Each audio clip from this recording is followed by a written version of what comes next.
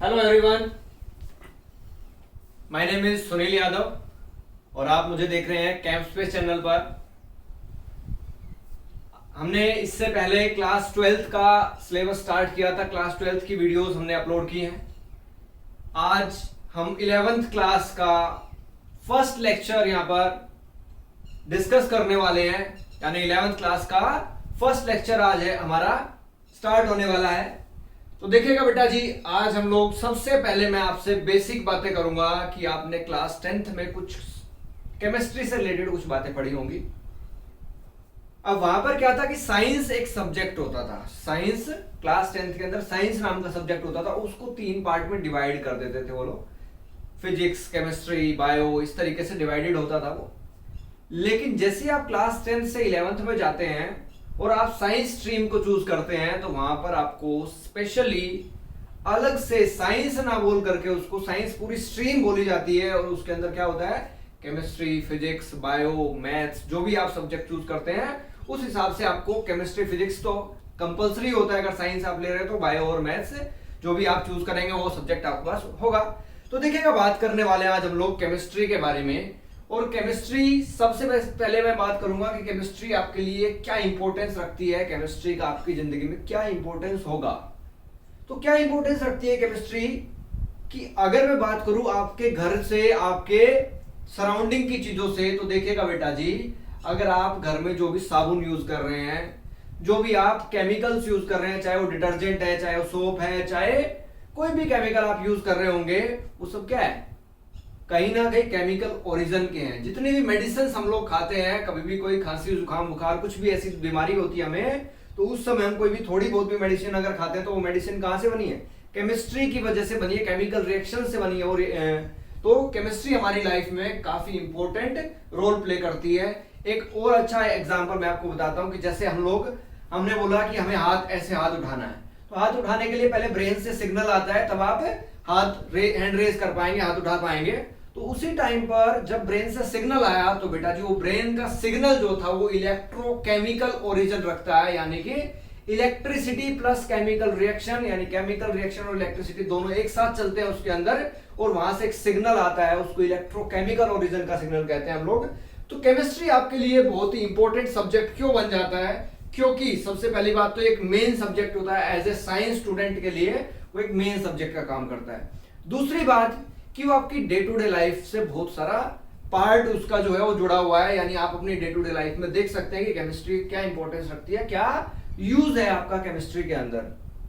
अब अगर बोल दिया जाए कि केमिस्ट्री का मतलब क्या होता है भाई, तो एटम, मॉलिक्यूल, आयंस, इन सब की स्टडी जो होती है एक सिस्टमेटिक वे में, अगर मैं नॉलेज को एक सिस्टमेटिक फंडा, सिस्टमेटिक वे में अरेंज करता जाऊं तो उसी का मतलब तो साइंस होता है। यानी मैं बहुत सारी एक्सपेरिमेंट्स एंड ऑब्जर्वेशंस करता जा रहा हूं, उनको क्या करूं मैं, फिर एक सिस्टमेटिक तरीके से अरेंज करता जा रहा हूं, तो बेटा जी उसी सब्जेक्ट का नाम साइंस बन गया।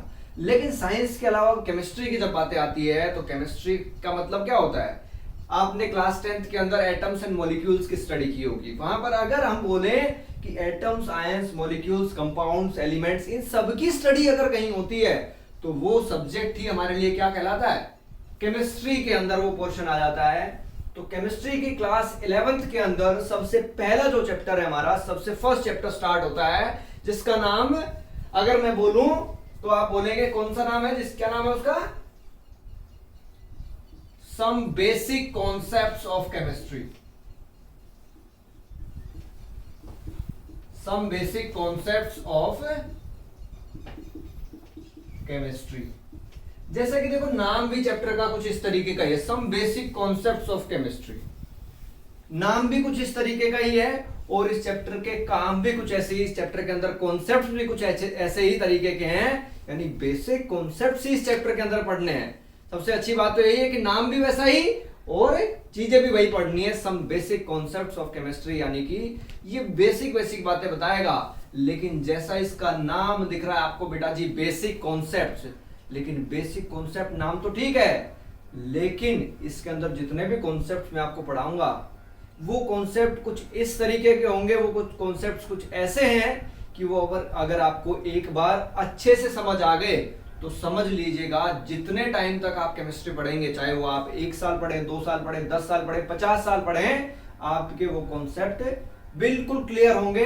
तो आपको आने वाले टाइम में जब भी आप केमिस्ट्री स्टडी करेंगे, केमिस्ट्री के बारे में पढ़ेंगे, तो आपको परेशानी नहीं होगी, क्योंकि ये चैप्टर में जो भी चीजें मैं आपको पढ़ाऊंगा वो आने वाली जो केमिस्ट्री के जो भी टॉपिक्स होंगे, जो भी पोर्शन होंगे, उनमें कहीं ना कहीं ऑटोमेटिकली इंटरलिंक्ड होकर के यूज होते रहेंगे बार बार। इसलिए इस चैप्टर को आपको बहुत ही अच्छे से डील करना है, बहुत ही अच्छे से स्टडी करना है, बहुत अच्छे से समझना है। और अगर अभी तक किसी ने चैनल को सब्सक्राइब नहीं किया है तो आप सब्सक्राइब कर लीजिएगा, ताकि लेटेस्ट वीडियो का आपको नोटिफिकेशन आ जाए, ताकि आपको ये पता लगे कि वीडियो आज अपलोड हो गई है, तो आपके पास एक नोटिफिकेशन आ जाएगा और आप कभी भी उसके बाद आपको जब भी टाइम लगे तो आप उसको आराम से बैठ करके देख सकें। दूसरी बात बोलता हूं मैं कि हम लोग जो वीडियोस यहां पर अपलोड कर रहे हैं आप लोगों के लिए, वो हम बहुत लेंथी वीडियो अपलोड नहीं कर रहे हैं। हम मैक्सिमम 30 to 35 मिनट्स के अपलोड कर रहे हैं वीडियोस, क्योंकि आज के टाइम में बच्चा 30 to 35 मिनट्स ही पढ़ना चाहता है एक सब्जेक्ट को। लेकिन उस 30 to 35 मिनट्स में बेटा जी एक बात ध्यान कर लेना कि अगर आप 30 to 35 मिनट्स ही पढ़ रहे हैं एक सब्जेक्ट को, तो उस 35 मिनट में आप बिल्कुल सीरियस होकर के, यानी फ्रूटफुल स्टडी आप उसके अंदर करेंगे, आप सारे कॉन्सेप्ट्स को अच्छे से समझेंगे। और फिर भी अगर आपको कोई वीडियो देखने के बाद कोई डाउट लगता है, कोई चीज समझ नहीं आती है, तो आप वीडियो के कमेंट सेक्शन में जाकर के कमेंट कर सकते हैं। उसके अलावा डिस्क्रिप्शन बॉक्स में मैंने आपको ईमेल आईडी दी अपनी, उस ईमेल आईडी पर आप मेल कर सकते हैं। उस मेल का रिवर्ट बैक मैं आपको करूंगा, रिप्लाई करूंगा। साथ के साथ अगर कोई ऐसा मेरे को डाउट लगा कि वो डाउट मुझे क्लास में डिस्कस करने लायक हुआ, तो मैं उस डाउट को क्लास में लेकर के आऊंगा और नेक्स्ट लेक्चर के अंदर हम लोग उसको डिस्कस करेंगे। तो अगर सिंपल डाउट हुआ तो उसी समय मैं आपको मेल पे रिवर्ट कर दूंगा, रिप्लाई कर दूंगा। और अगर डाउट ऐसा रहा कि सबको समझाने लायक डाउट है, तो मैं क्लास के अंदर उसको डिस्कस करूंगा। तो देखिएगा आज की क्लास हम लोग स्टार्ट करते हैं कि क्या है इस चैप्टर के अंदर। बहुत ही बेसिक बातों से हम लोग स्टार्ट करने वाले हैं इस चैप्टर को, और बहुत ही बेसिक सी बातों से आगे चला जाएगा चैप्टर हमारा। देखिएगा सबसे पहले इस चैप्टर के अंदर बेटा जी बात होती है मैटर के बारे में। मैटर, अब मैटर क्या होता है? जितनी भी चीज जहां पर भी आप फिलहाल बैठे होंगे, जिस कमरे में, जिस रूम में, जिस जगह पर भी आप बैठ करके फिलहाल लेक्चर देख रहे होंगे, उसके नजदीक में आपको जितनी भी चीजें दिख रही होंगी, चाहे जो चीज दिख रही हो आपको, वो हर चीज क्या है? मैटर है। वो हर चीज मैटर ही कहलाती है। यानी अगर सिंपल सी डेफिनेशन में मैं बोलूं तो मैटर वो चीज होती है जिसका कोई शेप होता है और जो स्पेस ऑक्यूपाई करता है, जिसका कोई मास होता है, जो स्पेस भी ऑक्यूपाई करे और जिसका कुछ मास भी होता है, उसको हम लोग क्या कहते हैं? मैटर कहते हैं। यानी अगर डेफिनेशन बोली जाए तो एनीथिंग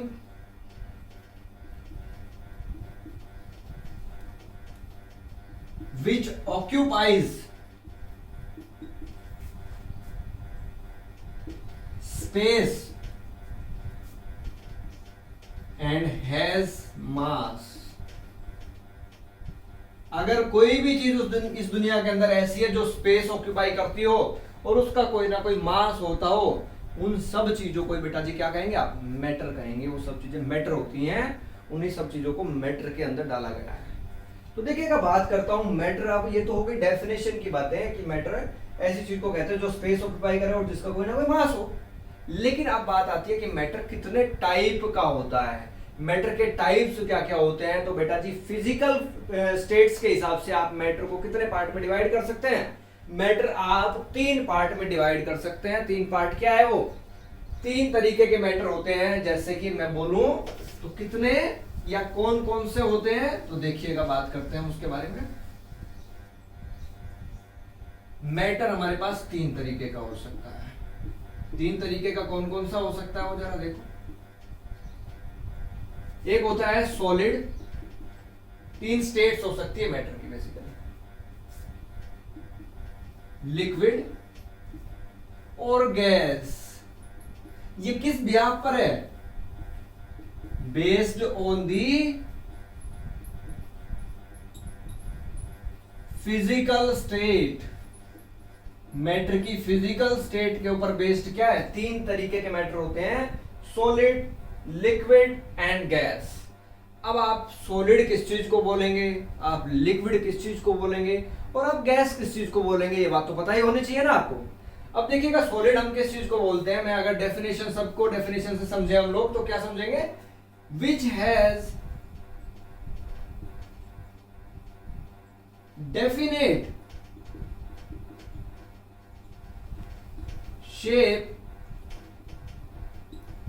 एंड डेफिनेट वॉल्यूम, जिसका डेफिनेट वॉल्यूम हो, जिसका एक फिक्स्ड शेप हो और फिक्स्ड वॉल्यूम हो, ऐसी सब चीजों को बेटा जी आप लोग क्या बोलेंगे, सॉलिड स्टेट कहते हैं। मैटर का सॉलिड स्टेट कहलाता है वो। उसके बाद अगर बात करूं मैं लिक्विड स्टेट के बारे में, तो लिक्विड स्टेट क्या होता है,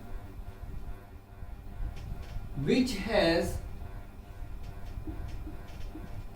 definite volume but does not have definite shape, जिसका एक वॉल्यूम तो फिक्स होगा लेकिन उसका शेप फिक्स नहीं होता है। क्यों नहीं होता है, कि जैसे एक पानी का ग्लास ले लीजिए बेटा जी, आप लोग आप पानी का ग्लास लिया, आप मान लो उस पानी के ग्लास में 100 ml पानी था, तो उस पानी का वॉल्यूम तो 100 ml फिक्स हो गया। आप इसको किसी और बर्तन में डालेंगे तो भी वो 100 ml ही रहेगा, लेकिन जब बर्तन आपने चेंज कर दिया, उसका कंटेनर आपने चेंज कर दिया, तो जैसे ही आपने कंटेनर चेंज कर दिया, कंटेनर को चेंज करने के बाद क्या हुआ, उसने उस कंटेनर की शेप ही ले ली, नई शेप ले ली उसने जाकर के। पहले वो ग्लास जैसी शेप में दिख रहा था, बाद में मान लो आपने किसी और कंटेनर में उसको डाल दिया तो उस कंटेनर की शेप ले लेता है। यानी इसीलिए हमने बोला है कि definite does not have definite shape, उसकी डेफिनेट शेप नहीं होती है, सिर्फ वॉल्यूम डेफिनेट होती है, वॉल्यूम फिक्स होती है, लेकिन शेप उसकी फिक्स नहीं होती है। ये बात आप लोग बहुत अच्छे से समझ लेंगे। और अगर आपको कोई भी बात ऐसा हो कि समझ नहीं आई हो तो आप बैक करके देख सकते हैं वीडियो को, या उसके बाद ये लगे कि ये इंपॉर्टेंट चीज लग रही है मुझे, तो आप वीडियो को पॉज करेंगे और वीडियो को पॉज करके स्क्रीनशॉट ले लेंगे बाद में देखने के लिए, बाद में आप देख सकते हैं कभी भी उस चीज को दोबारा से। अब बात करते हैं गैसियस स्टेट के बारे में। गैस क्या होता है, विच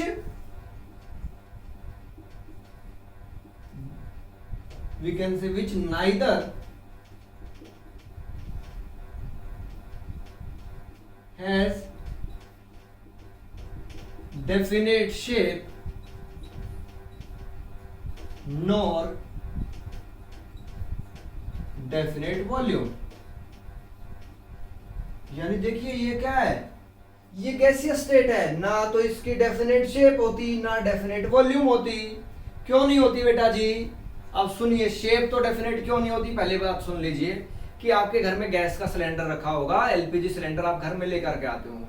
अब अगर आपने उस एलपीजी सिलेंडर को आपने बड़े वाले सिलेंडर के अंदर डाल रखा है तो वो उस तरीके के शेप के अंदर है फिलहाल, आप उसी गैस को किसी और कंटेनर में डालेंगे तो उसकी शेप ले लेगा जाकर के वो। दूसरी बात कि अगर आपने कोई गैस किसी कंटेनर में भर रखी है तो वो बात डिपेंड इस बात पे करती है कि वो कितने प्रेशर से उसके अंदर भरी गई है। तो प्रेशर जितना डालेंगे वॉल्यूम उतना ही कम हो जाएगा, और प्रेशर जितना कम होगा वॉल्यूम उतना ही ज्यादा हो जाएगा। यानी फिक्स्ड वॉल्यूम तो नहीं हुआ है कि नहीं है। यानी अगर आप नेचर के अंदर से, एटमॉस्फेयर के अंदर से हाइड्रोजन गैस को कलेक्ट करके बर्तन में भर देंगे तो उसका वॉल्यूम कुछ ना कुछ हो जाएगा, 1 लीटर 2 लीटर 4 लीटर जितना भी भर देंगे आप वॉल्यूम काउंट हो जाएगा। लेकिन अगर एटमॉस्फेयर के अंदर देखूं तो कैसे वॉल्यूम चेक करूं मैं, उसका वॉल्यूम क्या है, अब एटमॉस्फेयर के हिसाब से वॉल्यूम पूरे एटमॉस्फेयर में डिस्ट्रीब्यूटेड है, वो पूरे एटमॉस्फेयर में फैली हुई है। तो गैसेस का क्या होता है, ना तो डेफिनेट शेप होती है ना डेफिनेट वॉल्यूम होता है। वो सारी चीजें वॉल्यूम हो शेप हो वो जिस बर्तन में आप डालेंगे उस बर्तन के उस कंटेनर के हिसाब से वॉल्यूम उसका सेलेक्ट किया जाएगा और उसी हिसाब से उसकी शेप सेलेक्ट होगी, उसी हिसाब से उसकी शेप होगी। तो ये बात सबको अगर क्लियर हो गई है तो मैं आगे चलता हूं और आगे की बातें करते हैं। जरा थोड़ा सा मैं और बता देता हूं आपको। सॉलिड ऐसी चीजें होती है, मान लो ये डस्टर है, ये एक सॉलिड चीज है। अब इसके अंदर क्या है, ये पार्टिकल से बना है, बहुत सारे पार्टिकल्स होंगे इसके अंदर, बहुत सारे एटम्स मॉलिक्यूल्स होंगे जिनसे मिल करके बना होगा। अब सॉलिड के अंदर क्या होता है बेटा जी, ये पार्टिकल्स या एटम आयन मॉलिक्यूल जिनसे ये मिल करके बना होगा वो अपनी जगह के ऊपर फिक्स होते हैं, वो हिल नहीं सकते, बस वो वाइब्रेट कर सकते हैं, ऐसा होता है सॉलिड्स के अंदर। लेकिन सॉलिड से फिर लिक्विड में जाएं तो लिक्विड के अंदर क्या होता है कि पार्टिकल्स सॉलिड के कंपैरेटिवली लेस फिक्स्ड होते हैं, यानी थोड़े से मूवेबल पार्टिकल्स होते हैं, वो थोड़ा मूव कर सकते हैं। लेकिन गैस के अंदर चला जाऊं तो गैस के अंदर तो पार्टिकल कंप्लीटली मूवेबल है, इधर से उधर बहुत आसानी से मूव कर सकते हैं। और बहुत इजीली जब मूव कर सकते हैं तो क्या होगा, वो उनके अंदर फ्री मोशन होते हैं। गैसेस के अंदर फ्रीली पार्टिकल्स मूव करने की टेंडेंसी होती है, लेकिन सॉलिड के अंदर मूव करने की टेंडेंसी नहीं होती। लिक्विड के अंदर टेंडेंसी होती है, लेकिन सॉलिड से ज्यादा होती है और गैस से कम होती है। ये बात क्लियर हो गई होगी आपको। अब एक बात और सुन लीजिए, अगर मैं बात करूं solid liquid gas states of matter के बारे में ही एक बात और बताता हूं आपको, जरा देखिएगा क्या चीज है वो। अगर हम लोग क्या करें कि एक सॉलिड चीज लें और उसको क्या कर दें, हीट कर दूं मैं उसको, तो बेटा जी वो किस में बदल जाती है, लिक्विड में बदल जाती है कि नहीं है। सॉलिड को जब गर्म करोगे तो लिक्विड में बदल जाएगी, और फिर जब मैं लिक्विड को भी गर्म कर दूंगा तो फिर वो गैस में बदल जाएगा, तो फिर वो गैस कहलाने लग जाएगा। ये तो हीटिंग वाला हो गया। एक तरफ से आप क्या करने जा रहे हो, सॉलिड को हीट किया लिक्विड में बदल गया, लिक्विड को हीट किया गैस में बदल गया। लेकिन अगर मैं उल्टा बोलूं कि भाई गैस को ठंडा कर दिया, कूल कर दूं वापस, तो क्या हो जाएगा, लिक्विड में बदल जाएगा। गैस को जब ठंडा करोगे, आपके घर में एलपीजी का सिलेंडर रखा हुआ है, जब गैस उसके अंदर होती है सिलेंडर के अंदर तो लिक्विड स्टेट में होती है, जब बाहर निकलती है तो गैस जैसा दिखती है आपको, है कि नहीं है। उसके बाद देखिएगा, अगर मैं लिक्विड को और भी ठंडा कर दूं तो क्या हो जाएगा बेटा जी, वो सॉलिड में बदल जाएगा। अब इस बात को कैसे समझेंगे, लिक्विड को ठंडा करने पे सॉलिड में कैसे बदल जाता है। घर में पानी रखा है, पानी आप फ्रिज में रख दो, फ्रीजर में रख दो, पानी को उठा करके बर्फ बन जाती है कि नहीं बन जाती है। यानी पानी को लिक्विड स्टेट को हमने ठंडा कर दिया तो सॉलिड स्टेट में चला गया कि नहीं चला गया, बोलो। अगर पानी के लिए और बात करो, इसी चीज को पूरे को पानी समझेंगे आप, तो पानी को मान लीजिए आपने पहले गर्म किया, पहले बर्फ थी, बर्फ को गर्म करेंगे तो आप पानी बन जाएगा लिक्विड, लिक्विड को फिर गर्म करेंगे तो उबल जाएगा, उबलेगा तो भाप बन जाएगी उसकी। और अगर उस भाप को ठंडा करने लगो तो फिर वो लिक्विड बन जाएगा, लिक्विड को फिर ठंडा करूंगा और तो फिर वो सॉलिड में बन जाएगा, है कि नहीं है, बोलिए। अगर ये बात समझ आई है तो आगे चलते हैं हम लोग।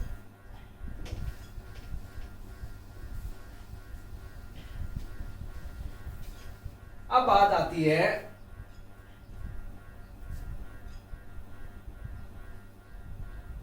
मिक्सचर्स के बारे में, ठीक है। मिक्सचर्स के बारे में बात आती है, या हम लोग लिख सकते हैं मैटर के बारे में, और आगे की कहानी क्या है। अब इससे आगे फर्दर कुछ दो पार्ट में डिवाइड किया गया है इनको।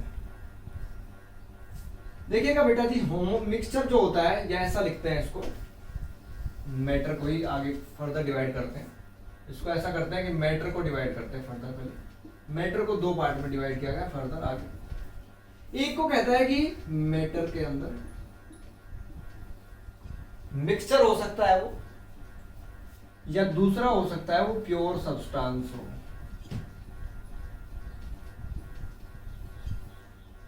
या तो मिक्सचर होगा या वो प्योर सब्सटेंस होगा।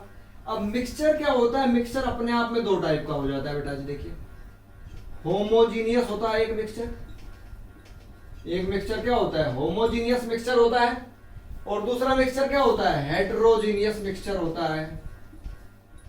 सारी बातों को समझेंगे क्या होता है, होमोजीनियस क्या होता है, हेटेरोजीनियस क्या होता है, बातें समझाऊंगा मैं आपको सारी बातें। प्योर सब्सटेंसेस के अंदर देखिए बेटा जी, ये भी अपने आप में दो टाइप का होता है। एक को हम लोग एलिमेंट कह देते हैं और एक को हम लोग कंपाउंड कह देते हैं। अब एलिमेंट क्या होता है, कंपाउंड क्या होता है, होमोजीनियस क्या होता है, हेटेरोजीनियस क्या होता है, सारी बातें बिल्कुल क्लियरली समझ आएगी आपको। अगर मैं डेफिनेशन के हिसाब से बोलूं तो होमोजीनियस बेटा जी ऐसे मिक्सचर्स होते हैं जिनमें ना यूनिफॉर्मिटी होती है, यानी पूरे मिक्सचर के अंदर यूनिफॉर्म तरीके की आपको चीजें मिलेंगी, यानी एक जैसा ही आपको रेशो मिलेगा हर जगह, एक जैसी चीजें आपको हर जगह मिलेंगी। अगर मैं इसको सिंपल डेफिनेशन से बताऊं आपको तो यूनिफॉर्म थ्रो आउट,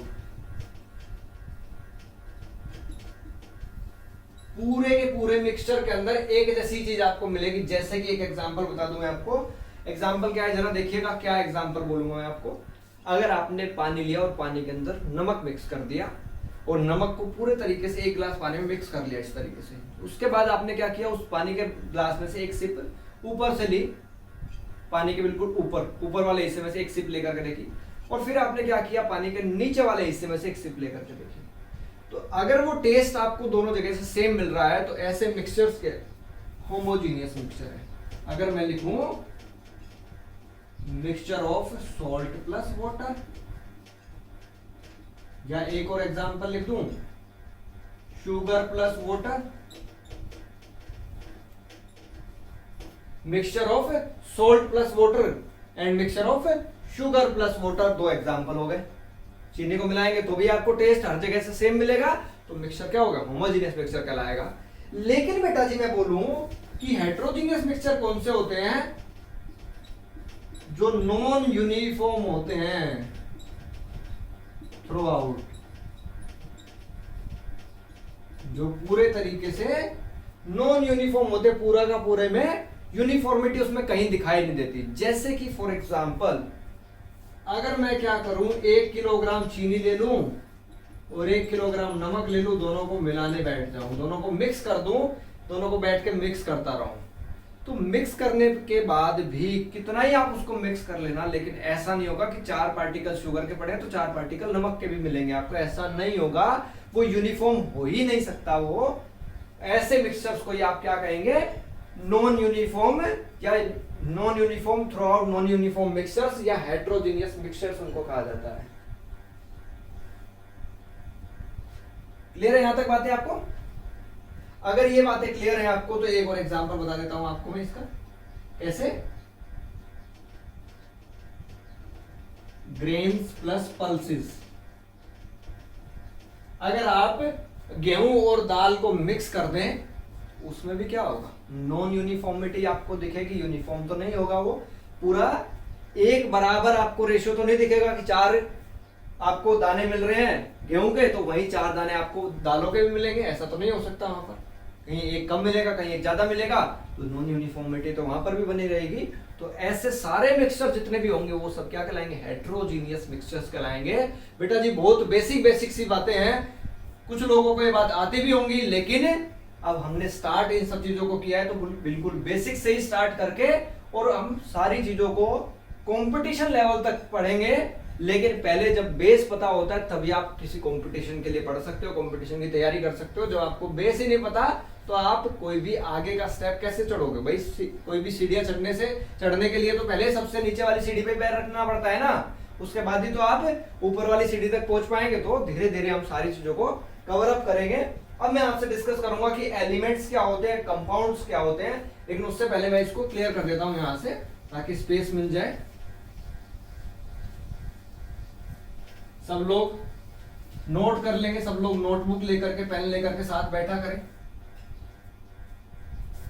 अगर मैं एलिमेंट की बात करूं, प्योर सब्सटेंस का पहला पार्ट जिसको हम क्या कहते हैं, एलिमेंट। एलिमेंट का मतलब क्या होता है, which contains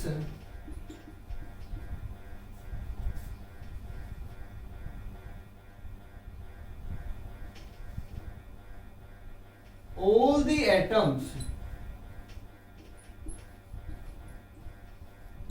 of the same type। अगर किसी चीज के अंदर सारे के सारे एटम एक ही जैसे हैं तो वो क्या कहलाएगा बेटा जी, एलिमेंट कहलाएगा। अगर मैं एलिमेंट के कुछ एग्जांपल्स यहां पर लिखूं तो जैसे मैंने हाइड्रोजन एग्जांपल लिख दिया, जैसे कि मैंने ऑक्सीजन एग्जांपल लिख दिया, nitrogen, neon, argon, fluorine, chlorine, bromine, iron, कुछ भी ऐसे एग्जांपल्स लिख सकते हैं आप। यानी कि जितने भी हमारी पीरियोडिक टेबल आपने देखी होगी, उस पीरियोडिक टेबल में जो भी 118 एलिमेंट्स आज फिलहाल रखे हैं, अगर उनको अकेला अकेला अकेला ऐसे रख दिया जाए तो वो सारे के सारे क्या कहलाते हैं, एलिमेंट्स कहलाते हैं। और अगर एक ही एलिमेंट के 10 एटम्स भी रखे हैं तो भी वो एलिमेंट ही कहलाएगा। जब तक वो जुड़े नहीं है तब तक, जब तक वो सेपरेटली बैठे हैं तो सारे के सारे वो एलिमेंट्स ही कहलाते हैं। अगर सिंगल एटम ऐसे सबके रखे हैं, बहुत सारे एलिमेंट, बहुत सारे अलग अलग एटम्स रखे हैं अलग अलग टाइप के, तो सारे एलिमेंट ही कंसिडर किए जाते हैं। और इन सबको आप लोग, अगर ये सिंगल है तो एटम्स भी कह सकते हैं आप इनको। इसी के अंदर दूसरी बात आ जाती है कि एक मॉलिक्यूल नाम की एक चीज होती है। अब मॉलिक्यूल क्या होता है बेटा जी? मॉलिक्यूल हम ऐसी चीज को कहते हैं जब when two or more atoms of the same type combine together,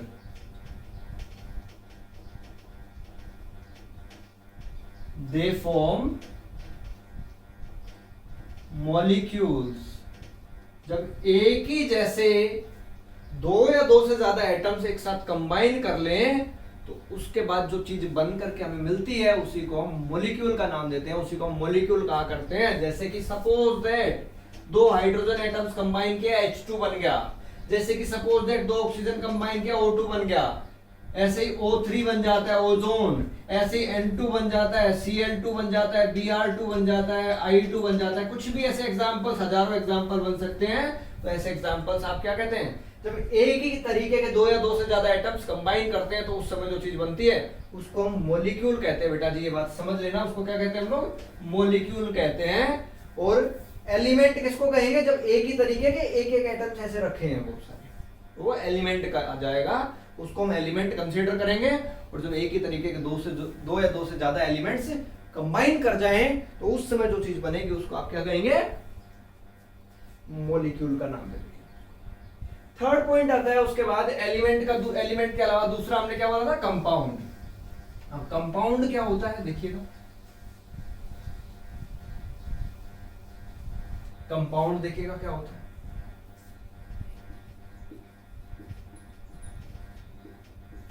compound किसे कहते हैं? when two or more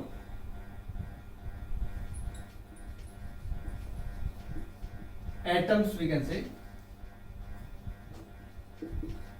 atoms of different element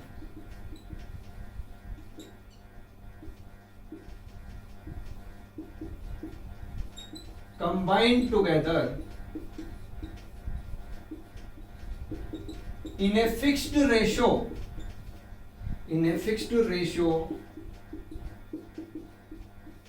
is called compound। उसी को हम लोग क्या कहते हैं? कंपाउंड कहते हैं। यानी जब दो या दो से ज्यादा एटम, अलग अलग एलिमेंट्स के एटम्स जब कंबाइन करें दो या दो से ज्यादा, लेकिन एक फिक्स्ड रेशियो के अंदर, तो ऐसी चीजों को बेटा जी हम लोग क्या कहते हैं? कंपाउंड्स कहते हैं। ऐसी चीजों को हम कंपाउंड का नाम देते हैं। ऐसा एग्जाम्पल क्या होगा? देखो एग्जाम्पल बताता हूं। H2O, CO2, NH3, ये क्या सब कंपाउंड्स ही है। लेकिन कंपाउंड्स की खास बात क्या होती है कि कंपाउंड्स जब बन जाते हैं तो अब जैसे पानी एक कंपाउंड बन गया H2O, अगर मैं बोलूं तो पहले अगर मान लो हाइड्रोजन लिया तो ये गैस होती थी, ऑक्सीजन लिया तो ये भी गैस होता था। लेकिन बेटा जी जो पानी बना तो ये लिक्विड बन गया। ये तो यानी कि जिन चीजों से मिलकर के ये बना है H2O, जिन चीजों से मिलकर के बना है, ये बनने के बाद पानी जब ये बन गया उसके बाद जिन चीजों से मिलकर के बना था उनकी आइडेंटिटी ही बदल गई, कुछ और ही आइडेंटिटी हो गई। यानी पहले हाइड्रोजन गैस स्टेट में एग्जिस्ट करता था, ऑक्सीजन भी गैस स्टेट में एग्जिस्ट करता था, और पानी क्या बन गया? लिक्विड स्टेट में बन गया। तो नई आ गया ना, नया स्टेट आ गया, एक नई आइडेंटिटी ही नई बदल गई। और अगर और अच्छे से समझना है आपको तो मैं बोल सकता हूं कि हाइड्रोजन जो है जब उसको जलाया जाता है बर्न्स विद, आपने पढ़ा होगा क्लास 10th के अंदर, बर्न्स विद पॉप साउंड। जब ये जलाया जाता है तो आवाज कैसी आती है? पॉपिंग साउंड आती है जब जलता है तो। और अगर मैं ऑक्सीजन के लिए बोलूं बेटा जी तो ऑक्सीजन क्या है? Oxygen is a supporter of combustion. Oxygen तो कंबस्शन को सपोर्ट करता है, ऑक्सीजन तो कंबस्शन कराने में हेल्प करता है। हमारी किसी भी चीज को जलाना है तो वहां पर ऑक्सीजन की जरूरत है हमें। लेकिन अगर बोलूं मैं पानी, तो पानी क्या है? पानी तो एक फायर एक्सटिंग्विशर के तरीके से यूज हो रहा है। यानी कि देखिएगा हाइड्रोजन का कुछ अलग काम था जलाने पर, ऑक्सीजन तो सपोर्टर काम कर रही थी कंबस्शन का। लेकिन अगर मैं पानी की बात करूं तो पानी तो फायर एक्सटिंग्विशर का काम कर रहा था। ये बात समझ आई कि नहीं आई? बोलिए, जल्दी बोलिए। समझ आया कि नहीं आया आपको? अगर ये बात समझ आई तो एक छोटी सी बात और बताएंगे, फिर आज का लेक्चर एंड करेंगे हम लोग। छोटी सी बात क्या बताऊंगा मैं आपको कि जितने भी होमोजीनियस हेट्रोजीनियस जो भी मिक्सचर्स होते हैं, यानी जिनको हम मिक्सचर्स कहते हैं, हमने बोला एक मिक्सचर होता है और एक प्योर सब्सटेंसेस होते हैं। तो बेटा जी मिक्सचर्स जो होते हैं ना, उनको आप can be separated by physical methods, यानी जितने भी फिजिकल मेथड्स होते हैं ना, उनसे आप सेपरेट कर सकते हो। जैसे कि फॉर एग्जांपल हैंड पिकिंग क्या होता है भाई? आपने देखा होगा गेहूं के अंदर छोटे छोटे कंकड़ पत्थर होते हैं, उसको जब आप साफ करते हो तो हाथ से उठा कैसे गिराते रहते हो, तो हैंड पिकिंग, हाथ से उठाना है ऐसे, हैंड पिकिंग हो सकता है। फिल्ट्रेशन हो सकता है, क्रिस्टलाइजेशन हो सकता है, डिस्टिलेशन हो सकता है। ये सब क्या है? फिजिकल मेथड्स हैं। इनसे आप क्या कर सकते हैं? मिक्सचर्स को आप सेपरेट आउट कर सकते हैं। जिन जिन चीजों से मिक्सचर बना है उन सबको आप सेपरेट आउट कर सकते हैं इजीली। लेकिन ये बात जब मैं प्योर सब्सटेंस की बातें बोलूंगा आपसे, एलिमेंट्स या कंपाउंड्स की बातें बोलूंगा, तो वहां पर ये चीज वैलिड नहीं होगी। यानी अगर मैं बोलूं प्योर सब्सटेंसेस के बारे में, कैन नॉट बी सेपरेटेड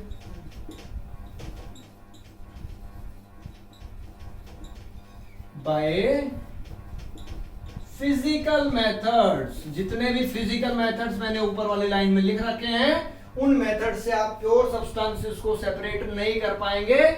और नहीं कर पाएंगे तो भाई कोई ना कोई तरीका तो हमें चाहिए। तो कैन बी सेपरेटेड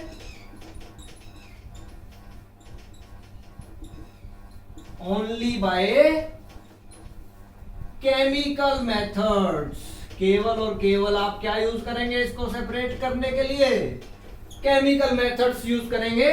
तो केमिकल मेथड यूज करके आप प्योर सब्सटेंस को सेपरेट आउट कर सकते हैं। पहले हम तरीका फिजिकल मेथड वाला लगा करके देखते हैं, क्योंकि इजी भी होता है, इकोनॉमिकल भी होता है और ऑपरेट करने में बिल्कुल इजी। कोई हमें केमिकल की जरूरत नहीं पड़ती है, कोई ऐसी कंडीशन की जरूरत नहीं पड़ती, टेम्परेचर प्रेशर कोई कंडीशन की रिक्वायरमेंट नहीं होती है। तो इजी तरीके होते हैं फिजिकल मेथड्स हमारे लिए।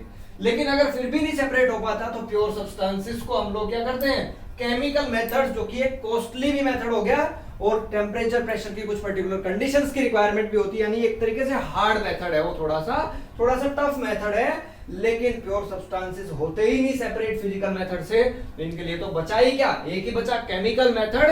तो उसी से आप सेपरेट कर पाएंगे।